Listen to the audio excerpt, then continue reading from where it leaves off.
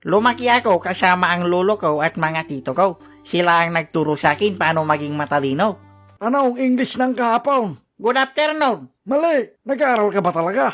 Ay, ano bang English noon, Pang? Yes. Paano maging mabuti sa kapwa? Good morning, sir. Good morning, Kalbo. At nilayo rin nila ako sa kahit anumang bisyo.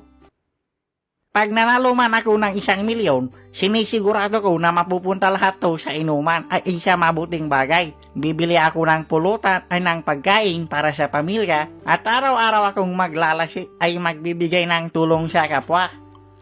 Ako si Douglas Tumagay at naniniwala ako sa kasabihang pag binato ka ng bato, ibenta mo kay Jonathan. Hello, Mr. Douglas. Nice to meet you. Hello. Nice meet you too. Ready ka na ba sa aming mga tanong? Ready na po. Ho, okay. Bale, may 3 kang lifeline para makatulong sa mga may sasagot mo. Ha, hindi ko na kailangan yung mga yan. Ako ang Ilocano Einstein, pre. Okay, unang tanong. Sino ang pambansang bayani ng Pilipinas? A. Frankie Piano, B. Wangos, C. Jose Rizal, or D. Diwata? Ha? Bakit ganyan mga tanong nyo? Ang basic naman. Haha, first round pa lang kasi Mr. Douglas, kaya medyo madali pa. Pero feeling ko may logic to eh. Parang trick question ba? Kung alam mo ng sagot, pwede na kayong pumili, Mr. Douglas. Okay. True. True?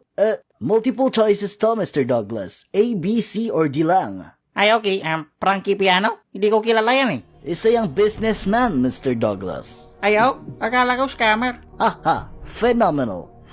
Medyo alam ko na. Okay, Dalawa lang ang pinagpipilian ko dito eh. Letter A, Frankie Piano at yung letter B, Wangos. okay. Sige, gagamit ako ng lifeline. Tanggalin yung dalawang maling sagot. Oh. Ano po ang sagot nyo, Mr. Douglas? D, Diwata. Is that your final answer? Ay, letter C na lang pala para correct. Congratulations! Nanalo ka ng 1,000 pesos.